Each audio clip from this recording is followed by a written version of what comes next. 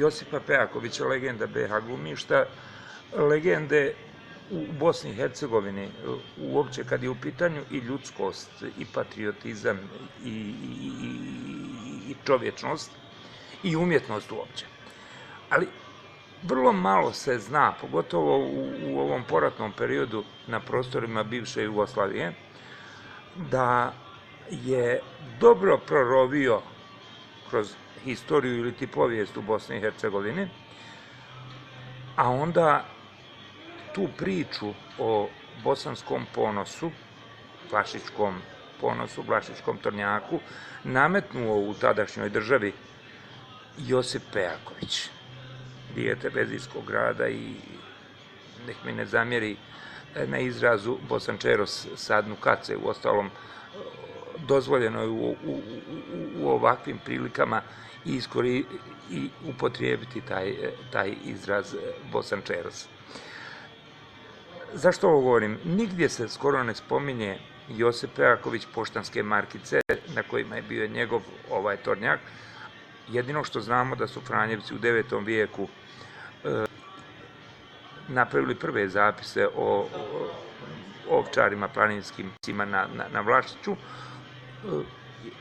opisali njihove karakteristike, i taj pas je egzistirao gore, dok Josip Pejaković nije krenuo u afirmaciju i predstavljanje i približavanje bosanskom čovjeku njegovog bosanskog psa tornjaka. Možete nam Josipe reći kad je to bilo, kako je to? Možete li se prisjetiti zapravo kako je to sve krenulo? Ja sam uvijek imao psa. Odnosno, moja supruga i ja smo uvijek imali psa. Kad je 80. godina došlo da nabavimo novoga psa,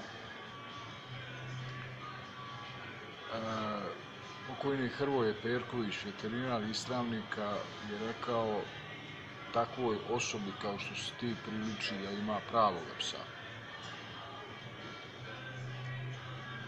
Nisam dočekao da taj pas bude iz njegovog legla i dobro je da se to nije dogodilo, jer sam u međuvremenu upoznao jednog drugog čovjeka koga smatraju ocem tornjaka, naravno, metaforički gledano, Ante Kozina, iz Srednjeg, šumarski tehničar, ali čovjek koji se najviše zalagao i najviše učinio prije rata za tornjaka u lancu ovih travničkih uzgajivača, pokojni Kruno Kolenda, pokojni Eso Haračić i još nekolicina tih ljudi, među kojima je naravno u prvom mjestu u Travniku Hrvoje Perković, veterinar. Danas postoji dosta tamo, od Salkića veterinara do još nekih ljudi koji se... Odgajivačnica... tornjaka u Bosni i Hercegovini kao posljedica. Međutim, ono što je jako bitno za tornjaka je taj prijeratni period kad je, zahvaljujući našem tornjaku, kad kažem našem tornjaku moje porodice, podjednako, a najviše Vesne Mašić, pošto ga ona hrani i ona ga je hranila, pod imenom Div. On je jednostavno pomeo gotovo sve tornjake u tadašnjem prostoru Jugoslavije, jer je u eksterijeru bio neko ko je obično skretao pozor na sebe i pobjeđivao. Od prvog njegovog nastupa na jugoslavenskom šampionatu do zadnjeg nastupa na europskom šampionatu, on je, kako reče jedan španski sudac, pas koji će pobjeđivati. Prve godine kad je pobjedio na tom europskom šampionatu bio je diskvalifikovan pred Best Show, dakle onaj najznačajniji među 1400 pasa je ispobjeđivao čak i službene pse sa Vrške čuke, šapanince ili arlekine, doge ili pudle, vučijake i tako dalje i tako dalje. Druge godine je bio šampion. Dakle, dobio je zvanično SACIB kao najveće priznanje evropsko u oblasti kinologije za psa. Zahvaljujući tome ušao je u mogućnost da se taj Jurov uslovni rodovnik pretvori u normalni rodovnik. To je sve bilo u Jugoslaviji. Da, pa pričamo o jugoslovenskom periodu, o periodu kada je Tornjak... On je dakle dao legitimitet Tornjaku, pojavio se kasnije na markici Bosne i Hercegovine i da nije bilo rata, sigurno bismo danas razgovarali isključivo samo o bosansko-hercegovačkom pastirskom psu Tornjaku. Tako je njegova, da se izrazim sad, ljudski krštenica, odnosno legitimacija izgledala. Taj pas se pojavio u 9. vijeku, njega su zabilježili Franjevci. On je bio balkanski ovčar, tako se tada zvao. I što se ovčara tiče, od njega je sve nastalo na ovom tlu, uključujući i šapaninac. Zvanično u Jugoslaviji je dosta kasno registrovan, kao sve što kad dolazi iz Bosne i Hercegovine, nekako sa zakašnjenjem. 39. godine legitimitet dobija jedan od najboljih pasa ovih područja, šapaninac, koji je jedna ukrižana rasa između turskog Karabaša, Karabaš, to znači crni obraz, i ovčara ovoga balkanskog iza koga se krije bosansko-hercegovački pastirski pas Tornjak. Od Tornjaka je dobio oblik i dlaku, a od Karabaša je dobio zlu ćud i opasnost. Karabaša su Turci koristili u ringovima za borbe protiv tigrova i lavova. Dakle, radi se o jednom od najzločudnijih, odnosno najagresivnijih pasa na ovom tlu. Turci ga i zabranjuju izvoziti jer je njima bitan kao brend.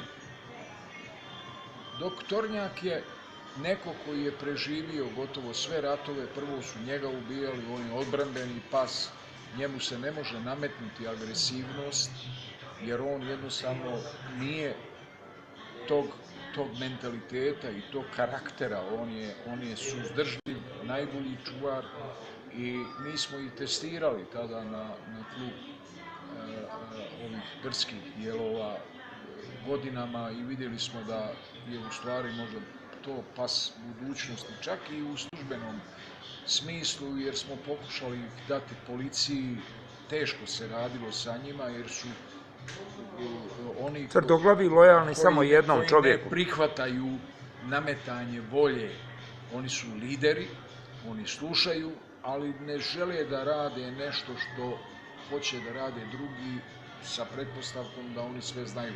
To je tipično za Bosanca, dakle, ne može mi niko naređivati, ja ću sam raditi ono što ja mislim da je najbolje i tako dalje. Takav je i pas. Nijedan pas toliko ne liči na svog gospodara i obrnuto koliko Tornjak liči na svog gospodara i gospodar na psa. Šta je sada problem? Raspadom Jugoslavije, to sve zašto se izborio moj div je palo u vodu. Palo u vodu jer je rasparčavanjem ove zemlje došlo i do borbe i svojatanja toga psa, da se on konačno odrodi, i ako se nastavi ovakva politika, on će se odroditi iz bosansko-hercegovačkih prostora. Zašto? Najbolji primjer je Dalmatiner, koji je pas Dalmacije, ali registrovan u Engleskoj. I on je engleski pas.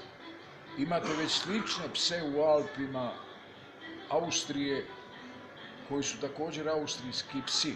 Imate mađarskog kulasa, koji je također neki potomak ovih balkanskih ovčara. Imate istarskoga ovčara koji je potpuno isti. Imate talijanskog ovčara koji je također nastao od ovih balkanskih ovčara i konačno kruna najveća svemu imate Bernardinca koji je naš pas i koji vrlo liči, samo što je robusniji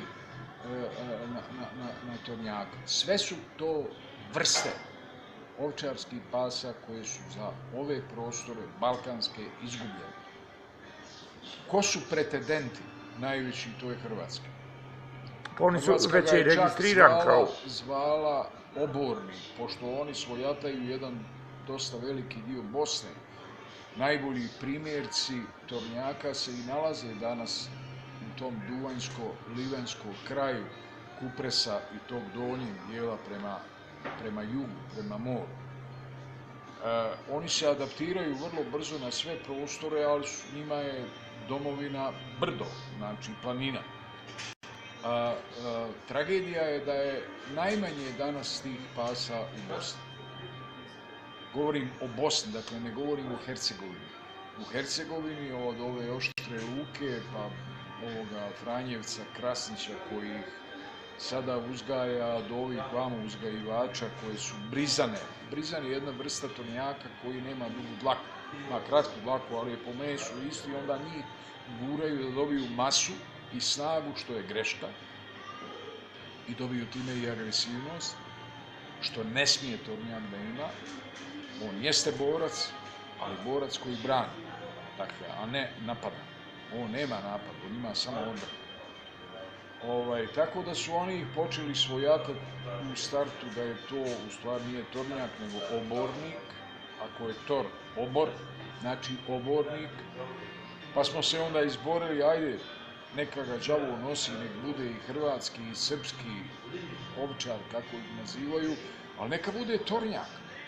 Ajmo to bar ime. Onda smo nešto pokušali poslije rata i sada je to u jednoj potpuno nesređenoj situaciji sveopšteg, prije svega, neinteresa za tog psa, koga ćemo, ako se nastavi ovakva politika, izgubiti. Jer ih puno više, kažem, ima izvan Bosne, odnosno Vlašića. Romanija tako, nisu oni baš zainteresovani, nikad bili, pa ni sada. Tornjak je tamo gdje su ovce. 100.000 ovaca na Vlašiću, to je prijeratni broj ovaca koji prerasta broj stanovnika, što je, recimo, standard Australije. Ali tornjaka nema toliko puno, oni imaju one vraćalce, slavonske pse male, crne, koji vraćaju ovce, tornjaka je vrlo, vrlo malo. Mi smo imali ambiciju da tim seljanima, odnosno čobanima, na neki način omogućimo da svi dobiju po jednoga tornjaka, da bi se on vratio u svoja prirodna staništa. Međutim, nije išlo. Tornjaci su sve više u ringovima za borbe, a sve manje u njegovoj osnovnoj dužnosti čuvanju ovaca i blaga.